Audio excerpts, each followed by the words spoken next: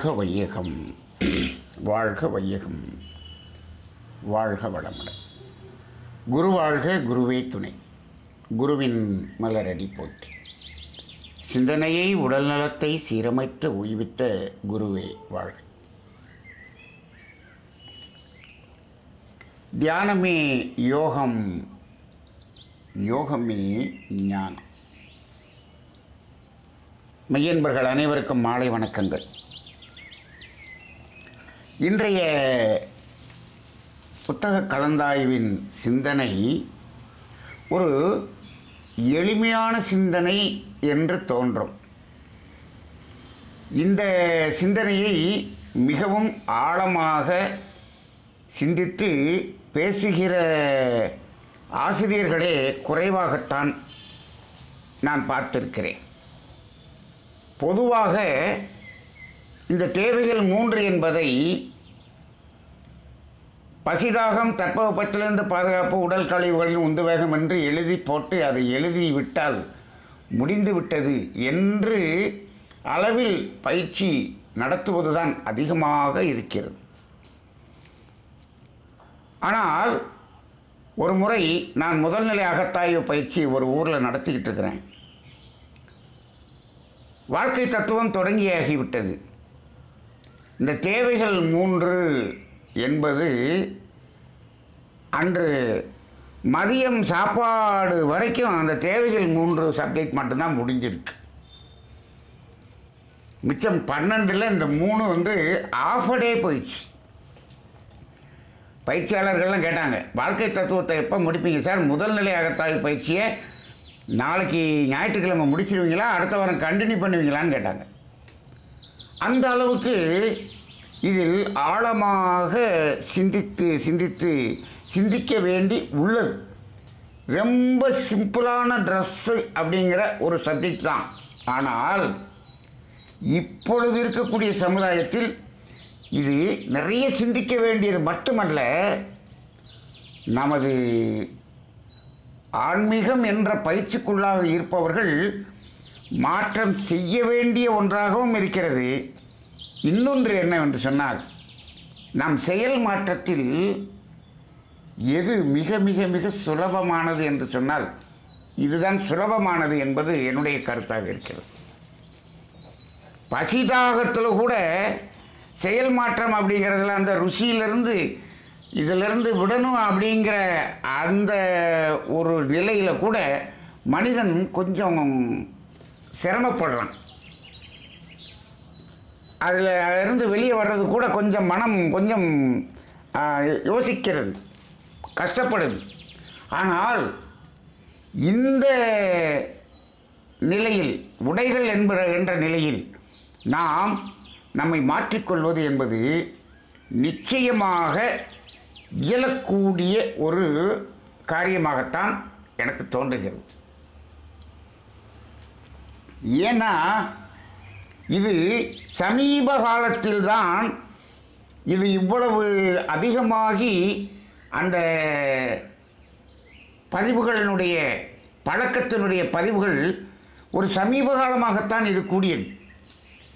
அதனால் இதனுடைய அழுத்தம் ரொம்ப கம்மியாக தான் இருக்கும். இதை சுலபமாக மாற்ற முடியும். ஆனால் சாப்பாடு ருசிங்கிறதுல இருக்கக்கூடிய அனுபவங்கள் ஜாஸ்தி. இது ரொம்ப குறைந்த காலத்தில் எனக்கு தெரிந்து நான் கல்லூரியில் படிக்கும் பொழுது 2 சட்டை 2 வேஷ்டி, திங்கள் செவ்வாய் புதன் 1, வியாழன் வெள்ளி சனி 1, ஞாயிற்றுக்கிழமை அதை துவைச்சி போட்டுருவோம். அடுத்த வாரம் அதே தான். இப்படி தான் 3 வருட கல்லூரியை முடித்தேன். அப்படி வாழ்ந்த ஒரு காலத்தில் நான் பார்த்திருக்கிறேன். அப்போ என்ன ஆகுது, இந்த ஒரே ஒரு தலைமுறையில் தான் இது இப்போ ரொம்ப எக்ஸ்ட்ரீமாக போன மாதிரி இருக்குது. அதனால் இப்போ இதிலிருந்து நம்மளை மாற்றிக்கொள்வதுங்கிறது மிகச் சுலபமாக இருக்கும். அதில் ஒன்றும் ரொம்ப பெரிய ஒரு சங்கடங்கள் வருவதற்கான வாய்ப்பு இல்லை. அப்போ இது செயல் மாற்றத்துக்கான ஒரு நல்ல பிராக்டிக்கலான தலைப்பாக இருக்கிறது. ஆனால் அதை இன்று அனிதாமா அவர்கள் பேசிய விதம் மிக மிக மிக ரொம்ப அற்புதமான ப்ராக்டிக்கலாக இருந்துச்சு, ரொம்ப ப்ராக்டிக்கலாக இருந்துச்சு. நான் அவர்களுடைய பேச்சை இன்று கேட்கும் பொழுது இன்றைக்கு இருக்கக்கூடிய ஒரு 18,000 பேராசிரியர்களில் ஒரு டாப் 20க்குள்ளே இவங்க பேரையும் போட்டுக்கலாங்கிற அளவுக்கு பேசினாங்க இன்றைக்கி. அந்த அளவுக்கு அவங்களுடைய உரை ரொம்ப ப்ராக்டிக்கலாக இருந்தது, அழுத்தமாக இருந்தது, தெளிவாக இருந்தது. வாழ்த்துக்கள். அவங்க ஒரு கேள்வி வைத்து அதை பதில் ஐயா சொல்லுவார் அப்படின்னு சொல்லிட்டு போயிட்டாங்க. என்ன சொன்னாங்க? அதாவது உணவு உடை இருப்பிடம்னு தான் நம்ம முன்னாடி காலத்தில் சொல்லிக்கிட்டு இருந்தோம். அதில் உணவு என்பதை 2ஆக பிரித்து பசி தாகம் என்று மகரிஷி போட்டிருக்காரு அப்படின்னு சொன்னாங்க. அதுக்கு அடுத்து உடை இருப்பிடம் 2ஐயும் ஒன்றாக வைத்து தட்பவெப்பத்திலிருந்து பாதுகாப்புன்னு போட்டிருக்காரு சாமின்னு சொன்னாங்க. இதற்கு காரணம் ஐயா சொல்லுவார் அப்படின்னு சொல்லிட்டு போயிட்டாங்க. அவங்க சொன்ன பிறகு தான் நான் அதை குறித்து வைத்து கொண்டு அதை சிந்தனை செய்து பார்த்தேன். அதாவது உணவு என்பதை 2ஆக பிரித்திருக்கிறார். அப்போ என்னன்னு பார்த்திருக்கார்? பசி தாகம் என்று 2ஆக பிரித்திருக்கிறார். ஆனால் கீழே இருக்கிற 2ஐ 1ஆ மாற்றிருக்கிறார். சரி, இப்போது அதுக்கு அடுத்து ஒன்று இருக்கே, புதிதாக ஒன்றை சேர்த்திருக்கிறாரே, அது என்ன? உடல் கழிவுகளின் உந்துவேகம். இது புதிதாக ஒன்று சேர்த்திருக்கிறார். இதை அப்படியே நான் எழுதி பார்க்கிறேன். எழுதி பார்க்கும் பொழுது இந்த பசி தாகம் என்பது எதில் அடங்குகிறது என்று சொன்னால், பஞ்சபூதங்களில் நிலம் நீர் 2ம் தான் அதுக்குள்ளே வருது. நிலம் நீர் என்ற பஞ்சபூதங்களை நாம் எடுத்துக்கொள்வது அப்படிங்கிறதுக்காக பசி என்பது நிலம், தாகம் என்பது நீர், அந்த 2 பூதங்கள் வந்து விட்டதல்லவா. அடுத்து தட்பவெப்பத்திலிருந்து பாதுகாப்பு அப்படிங்கிற இடத்துல எது வருது அப்படின்னா, நெருப்பு காற்று 2ம் அதற்குள்ளாக அடங்கி விடுகிறது. இது அட்டானமஸ் நர்வஸ் சிஸ்டம், அது சென்ட்ரல் நர்வஸ் சிஸ்டம். பசி தாகம் என்பது சென்ட்ரல் நர்வஸ் சிஸ்டம், இது அட்டானமஸ் நர்வஸ் சிஸ்டம். அப்போ இந்த அட்டானமஸ் நர்வஸ் சிஸ்டம்ங்கிறப்ப என்ன ஆகுதுன்னா, அந்த உடலே அதை எடுத்துக்கொள்கிறது. உடலே எடுத்துக்கொள்கிறது. இதில் நம்ம எடுத்துக்கணும் அப்படின்னு முயற்சி செய்து எடுத்துக்கிறது இல்லை. ஆனால் அந்த முதல் 2ல் நாம் முயற்சி செய்து தான் பெற வேண்டும். அது நம்ம கையில் இருக்கு. ஆனால் இதில் என்ன பண்ணுறோம்? தட்பவெப்பத்திலிருந்து இப்போ பாருங்கள், அவங்க கொடுத்துருக்கும் போதே பாருங்கள், பசி தாகம் என்பதை நாம் என்ன பண்ணணும்? பொருள்களை பெற்று அதை எடுத்துக்கொள்ள வேண்டும் அப்படிங்கிற மாதிரி இருக்கு. இந்த 2வதுல என்ன போட்டிருக்காரு? தட்பவெப்பத்திலிருந்து பாதுகாப்பு அப்படின்னு கொடுத்துட்டார். அப்போ அங்கே ஏதாவது எடுத்துக்க வேண்டியிருக்கா அப்படின்னா, நேரடியாக நெருப்புக்கோ காற்றுக்கோ நாம் ஏதாவது ஒரு பொருளை எடுத்துக்கொள்வது என்பது இல்லை. இப்போ காற்று அப்படின்னா நம்ம ஆக்சிஜன் சிலிண்டரு எடுத்துக்கிறது அப்படியா? இல்லை. அது 2ம் தானாக நடக்கும். ஆனால் இப்போ நாம் உடை இருப்பிடம் என்று சொல்லுகிறோமே, இதை எடுத்துக்கொள்கிறோமே அப்படின்னு பார்த்தா, அந்த உடையும் இருப்பிடமும் நமக்கு நெருப்பு காற்று என்ற பூதத்தை கொடுக்கிறதா? இல்லை. நெருப்பு காற்று என்ற பூதத்தை அதுவாக கொடுக்கிறது இல்லை. நெருப்பும் காற்றும் இந்த பிரபஞ்சத்தில் இருந்து அந்த உடல் தானாக எடுத்துக்கொள்கிறது. பூமியிலிருந்து வெளிப்படக்கூடிய நெருப்பு, பூமியிலிருந்து வெளிப்பட்டு இந்த பூமியை சுற்றிலும் வளையம் போல இருக்கக்கூடிய பிராணன், இது 2ஐயும் தானாக இந்த உடம்பு எடுத்துக்கொள்கிறது. ஆனால் இங்கே என்ன பண்ணுறோம்? தட்பவெப்பத்திலிருந்து பாதுகாப்பு, அது கெட்டு போகாமல், அது கெடாமல் பாதுகாப்பதற்காகத்தான் உடை இருப்பிடம். அப்போ இந்த இடம் நான் முதல்ல சொல்லும்போது கூட அந்த நிலம் நீர் அப்படிங்கிறதுல மாற்றம் கொண்டு வருவது அப்படிங்கிறது கடினம் என்றும் இதில் மாற்றம் கொண்டு வருவது சுலபம் என்றும் சொன்னேன். சுலபம் ஏன் சுலபம் என்று சொன்னால், இங்கு அதை காத்துக்கொள்ள வேண்டியது மட்டும்தான் இங்கு தேவையாக இருக்கிறதே தவிர தேவையை நிறைவு செய்து கொள்கிற வேலை நமக்கு இல்லை. நெருப்பை நாம் கஷ்டப்பட்டு நீங்கள் மூச்சை இழுத்து சுவாசிங்கப்பா அப்படின்னு நம்ம சொல்கிறது இல்லை. ஆனால் இப்பொழுது மனிதன் இதை எடுத்துக்கொள்ள வேண்டிய ஒரு நிலைக்கு தள்ளப்பட்டு கொண்டிருக்கிறான். ஏன் என்று சொன்னால், இந்த காத்துக்கொள்ள வேண்டியதை சரியாக செய்யாமல் அதை கெடுத்துக்கொண்ட காரணத்தினால் இப்போ அவன் என்ன பண்ணுறான், ஆக்சிஜன் சிலிண்டரை எடுத்துக்கொள்ள வேண்டிய நிலைக்கு வந்து விட்டான். இப்போ இதில் கூட பாருங்கள், உடம்புக்கு முடியாமல் போய் படுத்துட்டாரு அப்படின்னு வச்சுக்கோங்க. அப்போ அந்த ஆக்சிஜன் சிலிண்டரை வச்சு ஆக்சிஜன் கொடுக்குறாங்க, காற்றையே கொடுக்க வேண்டி வருகிறது. அந்த காற்றை கொடுக்க வேண்டிய ஒரு நிலை வரும்பொழுது பார்த்தா, அந்த பசிதாகத்தில் உணவு நீர் இருக்கிறதே, அங்கே உணவு அதை நிறுத்த வேண்டி வருகிறது. பாருங்கள், உடம்பு முடியாமல் போகிறான் ஒருத்தன். எப்பொழுது நீ காற்றை எடுக்க வேண்டிய ஒரு நிலை வருகிறதோ அப்பொழுது உணவை நிறுத்த வேண்டி வருகிறது. ரெண்டு எவ்வளவு சிந்திக்க வைக்கக்கூடியதாக இருக்கிறது என்று பாருங்கள். அவங்க ஒரு கேள்வியை கேட்டு போயிட்டாங்க, அந்த கேள்வி இப்போ நமக்கு இவ்வளவு சிந்தனையை தூண்டுது. அப்போ இன்னைக்கு எல்லாரும் ஆக்சிஜன் சிலிண்டரை வச்சுக்கிட்டு தான் வாழணுங்கிற ஒரு நிலை வரப்போகுது டெல்லியில் அப்படின்னு சொன்னால், நீங்கள் காற்றை எப்பொழுது எடுக்க ஆரம்பிக்கிறீர்களோ அப்பொழுது அந்த நிலம் என்பதை நிறுத்த வேண்டி வரும். அப்படி ஆகிட்டோம், நோயாளிகளாக மாறிவிட்டோம். சரி, அப்போ இந்த மாதிரி இருக்கிறதுனால இது ஒரு காப்பு தான். அந்த உடை என்பது இந்த தட்பவெப்பத்திலிருந்து பாதுகாப்பு கொடுக்கறது. என்ன ஆகிடக்கூடாது, அதிகமாகி விடாமல் அதை காக்கக்கூடிய. இப்போ வெப்பம் அதிகமாகி அந்த வெப்பம் நமது உடலுக்குள்ளாக இருக்கக்கூடிய ஆற்றலுக்கு பாதகமாக இல்லாமல் அதை சமன் செய்து கொள்ள பாதுகாப்புக்குத்தான் இது. அப்போ இந்த உடையோ இருப்பிடமோ நமது தேவைகள் நிறைவேற்றுவதில் மிக குறுகிய பங்கு இதுக்கு தான் இருக்கு.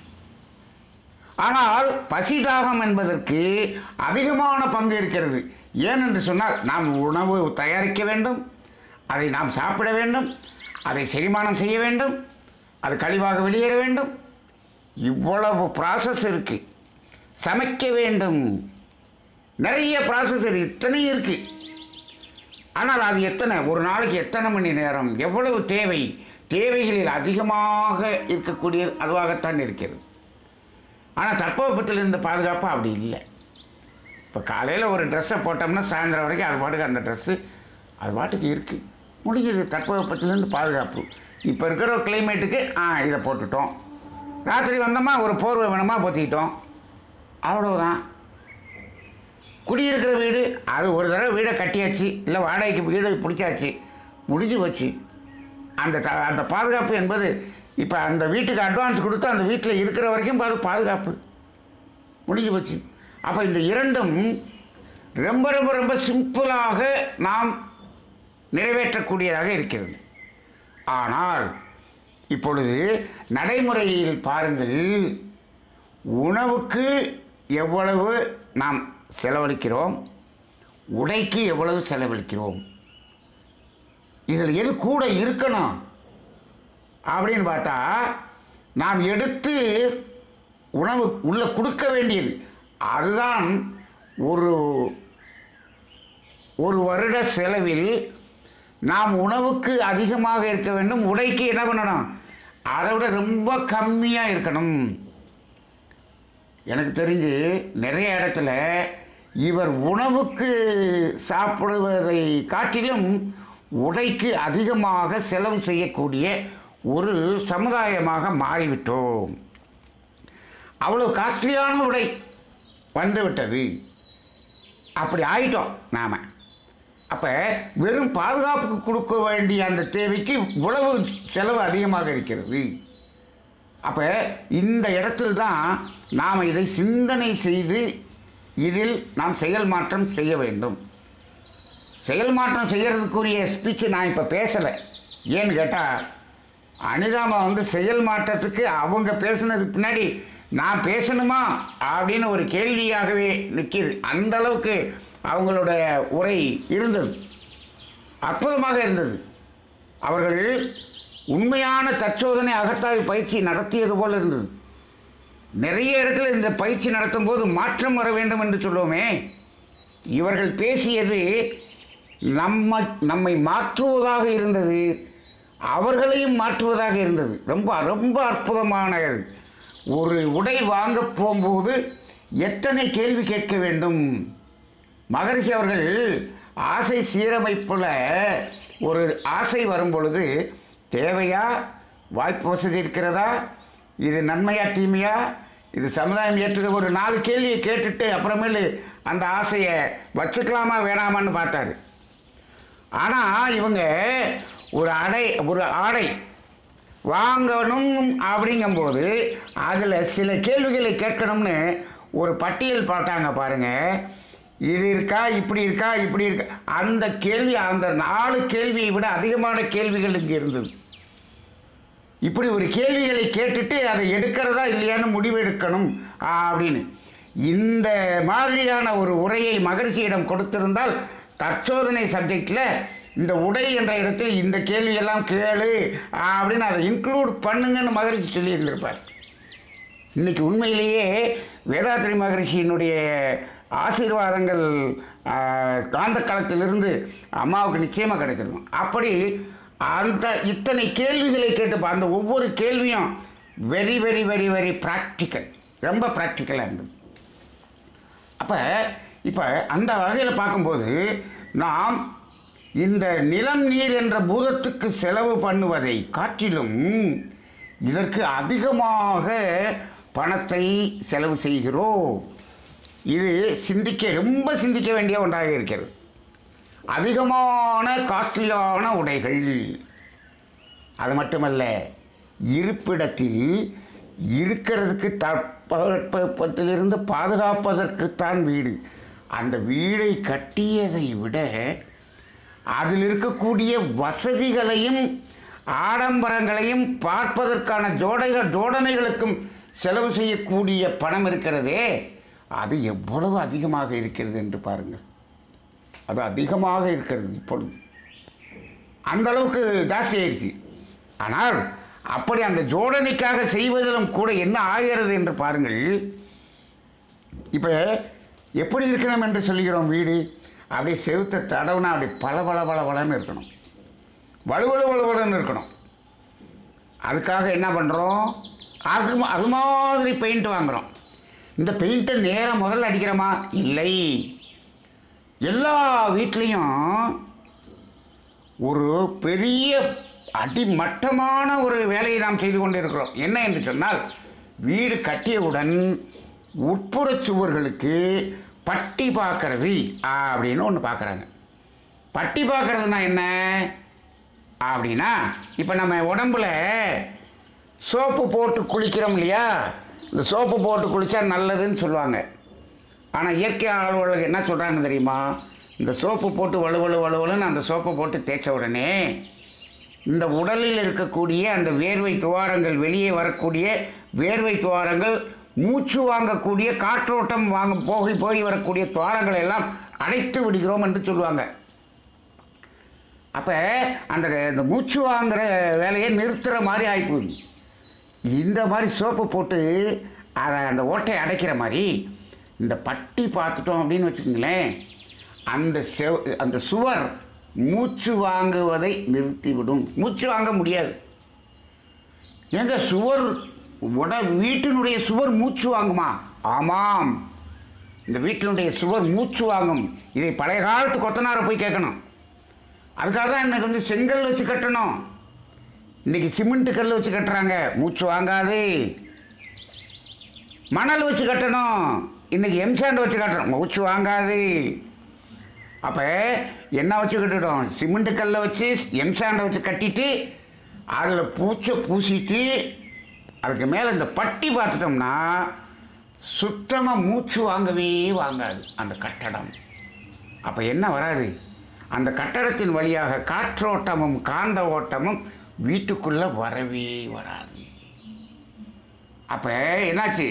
அந்த காற்று நெருப்பு ரெண்டும், அந்த வெப்பமும் காற்றும் அந்த பாதுகாப்புக்காக கட்டப்பட்ட வீட்டில் இந்த ஆடம்பரம் பண்ணி அதை எல்லாத்தையும் அடைச்சிட்டோம்.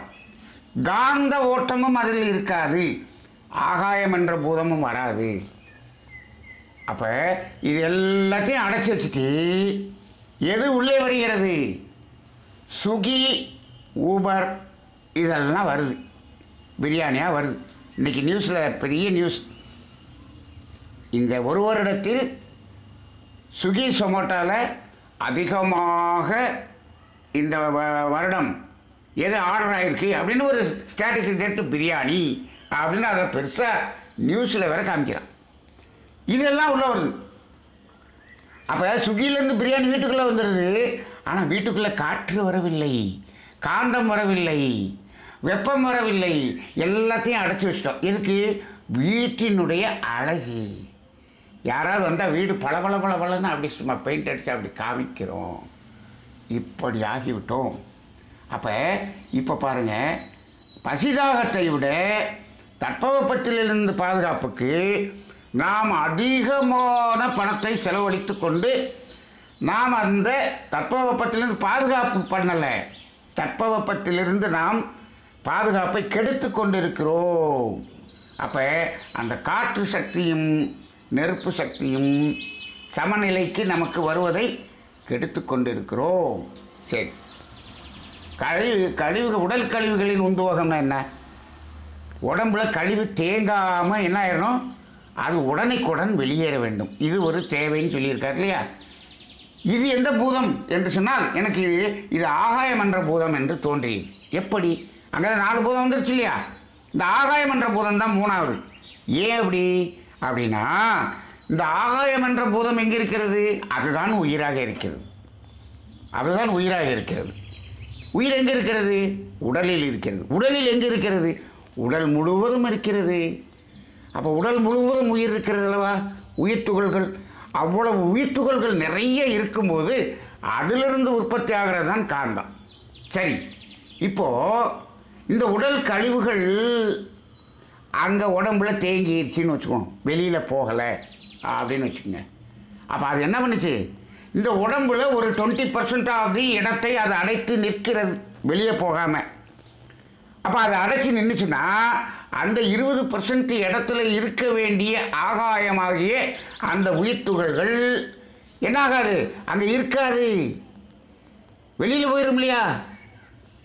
அப்போ உடலில் இருக்க வேண்டிய ஆகாயத்தினுடைய எண்ணிக்கை குறைகிறது. ஏன்? இது அந்த இடத்தை அடைச்சிக்கிச்சு. அந்த இடத்த அடைச்சிக்கிச்சுன்னா அது அந்த இடத்துல இருக்க வேண்டியது அங்கே இல்லை. இப்போ ஒரு பானையில் காற்று இருக்குது, அந்த பானை நிறையா தண்ணி ஊற்றணும், அது உள்ள இந்த காற்றெல்லாம் என்னாச்சு? வெளியில் போயிடுச்சு. ஏன் வெளியே போச்சு? இந்த நீர் போய் அதை அடைச்சிக்கிச்சு, அதனால் அது வெளியில் போச்சு. ஏன்? நீரை விட காற்று லேசானதில்லை? ஆமாம். இப்போது இந்த பஞ்சபூதங்களில் இருக்கிறதுலே லேசானது இது ஆகாயம். அப்போ நம்ம இந்த கழிவுகளை உள்ளே தேக்கி வச்சுருந்தோம் என்று சொன்னால் அது என்ன ஆகும்? நம்ம முன்னாடியே ஒரு தடவை சொல்லியிருக்கோம், கழிவுகள், நீர்க்கழிவுகள், நிலக்கழிவுகள் அதிகமாகும் போது அது நீரை அழுத்தும், நீர் நெருப்பை அழுத்தும், நெருப்பு காற்றை அழுத்தும், காற்று ஆகாயத்தை அழுத்தும். ஆகாயம்தான் மிகச் சிறியது, வேகமாக வெளியேறக்கூடியது. அப்போ அது உடலை விட்டு வெளியேறிடும். அப்போ ஆகாயம் என்ற பூதத்தை நாம் காப்பதற்காக, தேவை அளவில் நாம் சமன் செய்து கொள்வதற்காக உடல் கழிவுகளின் உந்து வேகம் என்பது தேவையாக வச்சிருக்கிறார் மகரிஷி. ஆக இந்த 5 பூதங்களையும் சரியாக இதில் கரெக்டாக கொண்டு வந்துட்டாரா? கொண்டு வந்துட்டார்.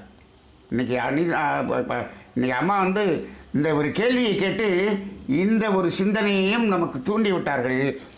அந்த சிந்தனையிலே இன்னைக்கு 25 நிமிஷம் போயிடுச்சு. சரி, அதுக்கப்புறம் நிறைய விஷயங்கள் சொன்னாங்க இந்த உடை என்பது. இப்போ உடை என்பதில் உடை தட்பவெப்பத்திலிருந்து பாதுகாக்கிறதுக்கு மட்டும்தான். இப்போ நான் சொல்லுவேன், நான் காலேஜ் போகும்போது 2 சட்டை 2 வேஷ்டின்னு சொல்லுவேன். அந்த வேஷ்டி எங்கே எடுத்தது அப்படின்னு சொன்னால் உங்களுக்கு ஆச்சரியமாக இருக்கும். நான் கல்லூரியில் பள்ளியில் படிக்கக்கூடிய காலத்தில் 1975 76 அப்போல்லாம் ரேஷன் கார்டில் 8 முழ வேஷ்டின்னு கொடுப்பாங்க. வெறும் 4 ரூபா தான் இருக்கும். 4 ரூபா அந்த காலத்தில் 4 ரூபாய்க்கு 8 முழ வேஷ்டி கொடுப்பாங்க. அந்த 8 முழ வேஷ்டி நல்ல திக்காக இருக்கும். அதை அப்படியே 2ஆக கிழிச்சோம்னா 4 முழ வேஷ்டியாக மாறிடும். அந்த 2 வேஷ்டியைத்தான் திங்கள் செவ்வாய் புதன் ஒன்று, வியாழன் வெள்ளி சனி ஒன்று அதை கட்டிட்டு போவோம். வெறும் 2 ரூபாயில் தட்பவெப்பத்திலேருந்து பாதுகாப்பு போய்கிட்டு இருந்துச்சு. அப்போ பாலிஸ்டர் சட்டையெல்லாம் கிடையாது. பாலிஸ்டர் சட்டை அப்போ தான் அறிமுகம். என்னோட கல்லூரியில் படிக்கக்கூடிய மாணவர்களில் எங்களுடைய கெமிஸ்ட்ரி பேட்சில் ஒரு 25 பேர் இருப்போம். அதில் நாங்கள் ஒரு 5 பேர் மட்டும் வெறும் காட்டன் சட்டை போட்டு வருவோம். மற்றவங்களாம் பாலிஸ்டர் சட்டை போட்டு வருவாங்க. பாலிஸ்டர் சட்டை போட்டு வந்தாங்கன்னா ரொம்ப வசதியானவர்கள் போல ஒரு தோற்றம் அளிப்பார்கள். நமக்கு காட்டன் சட்டைங்கிறது அதுவும் ரேஷன் கடையிலேயே விற்பாங்க. இந்த கட்டம் போட்ட துணி அதில் எடுத்து சார். ஆனால் காற்றோட்டமாக இருக்கும், யார் ஃப்ரீயாக இருக்கும். நல்ல உண்மையிலேயே தட்பவெப்பத்திலிருந்து பாதுகாக்க வெறும் 2 ரூபாய்க்கு வேஷ்டி கட்டிட்டேன் நான் அந்த கல்லூரி முடித்த ஒரு காலம். நான் டிகிரி கையில் வாங்குவது வரை நான் என்னுடைய வாழ்க்கையில் பேண்ட் என்பது தைத்ததே கிடையாது. அப்போ முதல் நான் பேண்ட்டு டெய்லர் கடையில் போய் தைச்சது அப்படிங்கிறதே என்னுடைய திருமணத்திற்குத்தான். அப்படிதான் வாழ்ந்திருக்கிறோம். அப்போ தட்பவெப்பத்திலிருந்து பாதுகாப்பு கிடைச்சதா இல்லையா? அற்புதமாக கிடைச்சது. ஆனால் மற்றவர்களுடைய பார்வை அப்படி இருந்தது. மற்றவர்களுடைய பார்வை ஏன் பாலிஸ்டர் போட்டு வந்தால் அப்படி ஒரு பார்வை. இப்போது இந்த உடையில் இந்த மாற்றம் தொடங்கியதே எப்பொழுது என்று சொன்னால், இந்த பாலிஸ்டர் சட்டை பூனம் சாரின்னு எப்போ வந்ததோ அங்கே தொடங்கியது பொதுவாக. ஆனால் லேடிஸுக்கு கொஞ்சம் முன்னாடியே தொடங்கிடுச்சு. அது என்னென்னா அந்த பட்டு சாரியில் தொடங்கி விட்டது. பட்டு வேஷ்டி பார்த்தீங்கன்னா ஒருத்தர் மாப்பிள்ளை தாலி கட்டுறதுக்கு வாங்கின ஒரு வேஷ்டி தான் பட்டு வேஷ்டி வச்சுருப்பார். ஆனால் இந்த பெண்களிடம் என்னாச்சு, இந்த பட்டுப்புடவை என்பது ரொம்ப காலமாக அது ஒரு பெரிய ஒரு வியாதியாக இருந்து கொண்டு இருந்தது. மகிழ்ச்சி அவர்கள் தான் அந்த பாடலை அம்மா பாடினாங்க. அந்த 10,000 பூச்சி அப்படி சுடு தண்ணியில் கொதிக்கிற தண்ணியில் உள்ளே போடுவாங்க. அப்படியே அந்த புழுவெல்லாம் அப்படி துடிக்கும். அந்த சுடு தண்ணியில் அது துடிக்கும் போது அங்கேருந்து வெளியில் வருது பாருங்க, அந்த வெளிப்படுது, அதுதான் அந்த நூல். கொதிக்க அதில் கையை விட்டு அதில் எடுப்பாங்க. மகரி சொல்லுவாங்க, அந்த நூலை உருவாங்க இல்லையா, அந்த சுடு தண்ணியில் அப்படியே அதை எடுத்து பண்ணுவாங்க இல்லையா, அந்த நூலை உருவுறவங்க அந்த கையை போய் பார்த்தீங்கன்னா அந்த கை விரல்களெல்லாம் வெந்து போயிருக்குமா. அப்போ புழுவு துடிச்சு இவரும் துடிச்சு அப்படி நூல் எடுத்து தான் அந்த பட்டுப்புடவே செய்கிறாங்க. அதை நம்ம கட்டிவிட்டு நாம் யாகம் வளர்த்து மந்திரம் சொல்லி சொல்லாயிரம் சொல்லி வேண்ட சொல்லங்கே சேலங்கேன்னு மகரிஷி பாடி முடிச்சிருப்பார். சரி, அப்போ இந்த மாதிரி இந்த உடை என்பது இந்த ஒரு தலைமுறையில் மடவென அதீதமாக வளர்ந்து விட்டதை பார்க்கிறோம். இப்படி என்னுடைய ஒரு தலைமுறையில் இவ்வளவு பெரிய ஜவுளிக்கடைகள் வந்தது என்னுடைய தலைமுறையில் நான் பார்த்து விட்டேன். நான் படிக்கும்போது அப்படி இல்லை. அந்த மாதிரி ஒரு மாற்றம். அதனால் இந்த மாற்றத்தை இப்பொழுது சிந்தித்தால் உடனே மாற்றிவிட முடியும்.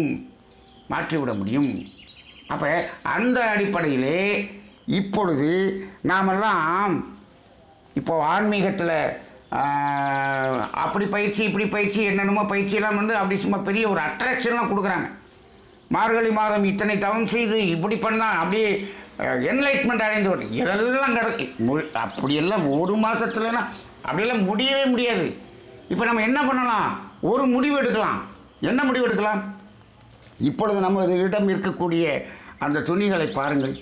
அம்மா சொன்னாங்க, துணி எடுக்கணுமா, இது எல்லாம் குறையட்டும், குறையறதுக்கு எடுக்கலாம், விட்டு பார்ப்போமே. நீங்கள் 2 வருஷத்துக்கு துணி எடுக்கலைனாலும், நான் இன்னும் சொல்லுவேன், ப்ராக்டிக்கலாக சொல்கிறேன், 5 வருஷத்துக்கு ஜவுளி கடை பக்கம் போகலனாலும் நம்ம கட்டுறதுக்கு துணி இருக்கும். ஏனென்று சொன்னால், இப்போ நம்மகிட்ட இருக்கிற துணி எதுவுமே கிளியறதே இல்லை.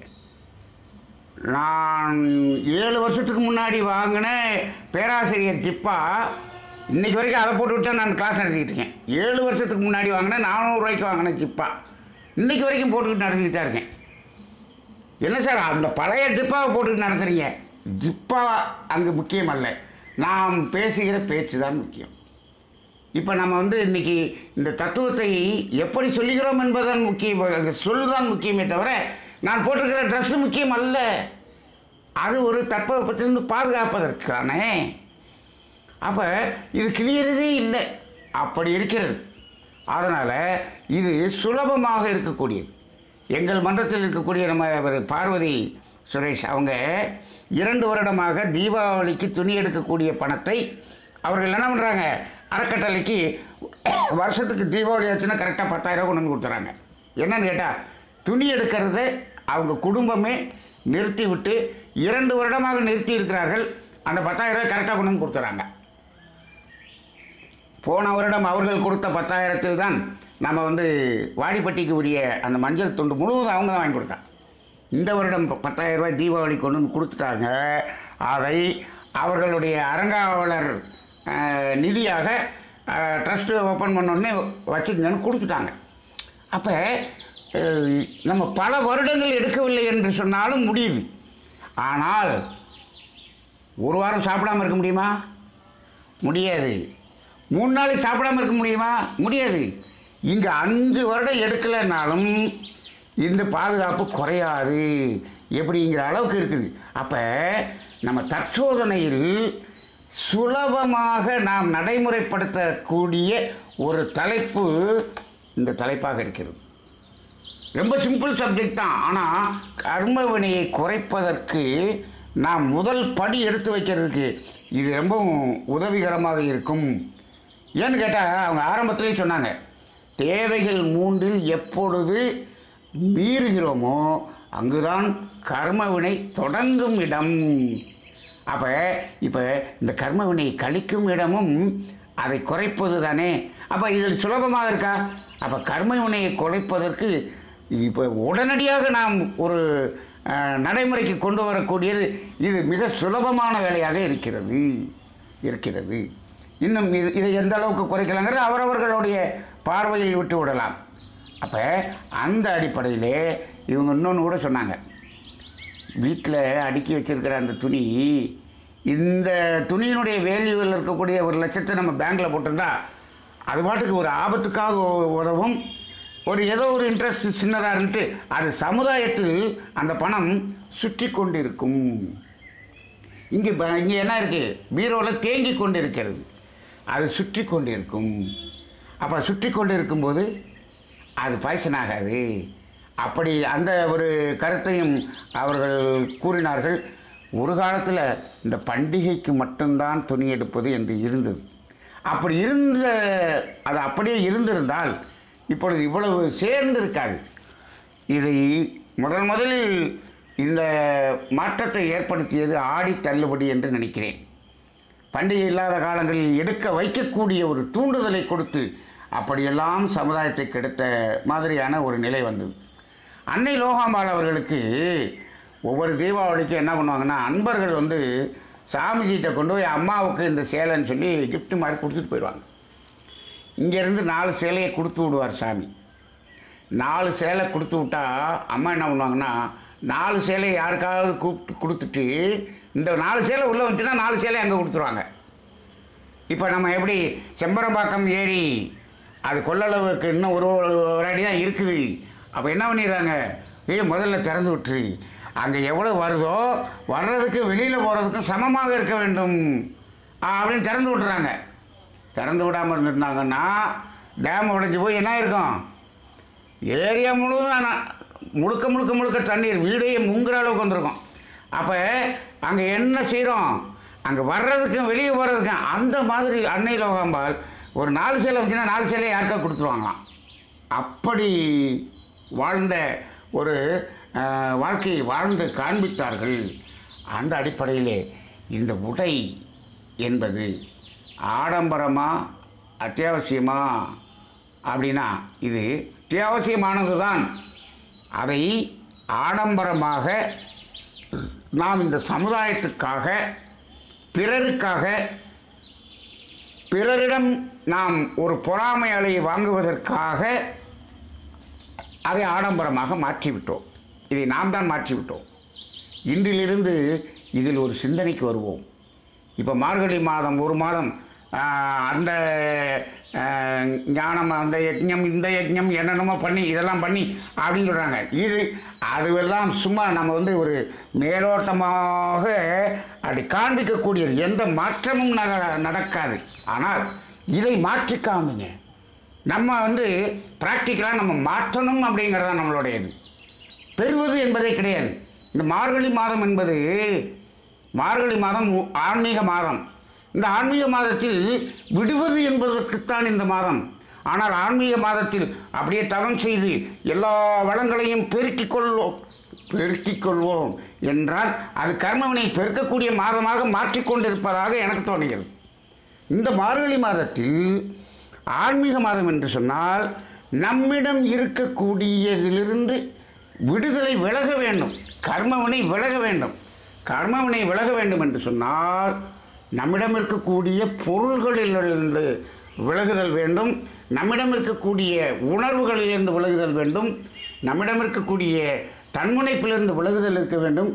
எல்லாத்திலையும் விலகுதல் என்பதுதான் அங்கு சக்ஸஸாக இருக்குமே தவிர, அதுதான் ஆன்மீகமே தவிர, பெறுதல் என்று சொன்னால் அது விஞ்ஞானம், புற வாழ்க்கை. ஆனால் ஆன்மீகம் என்பது விடுதல். அப்போ நாம் இந்த காலகட்டத்தில் நாம் என்ன பண்ணுவோம்? இந்த ஒரு சங்கல்பத்தை எடுத்து அவரவர் நிலையிலிருந்து இந்த சங்கல்பத்தை எடுக்க வேண்டும் என்று நானும் கேட்டுக்கொண்டு, இந்த கேள்வி பதில் நிகழ்ச்சி முடிந்தவுடன் நானும் பீரோவை திறந்து உட்காந்து இன்றைக்கி ஒரு மணி நேரம் எத்தனை எடுத்து நம்ம கொடுப்பது, எத்தனை கழித்து எடுத்து கொடுப்பது என்ற வேலையை செய்ய வேண்டும் என்ற ஒரு உந்துதலை அணியாமா எனக்கும் ஒரு உந்துதலை கொடுத்திருக்கிறார்கள். அவர்களுக்கும் நன்றியை கூறி இந்த சிந்தனையை நிறைவு செய்து கொள்கிறேன். வாழ்க வையகம், வாழ்க வையகம், வாழ்க வளமுடன்.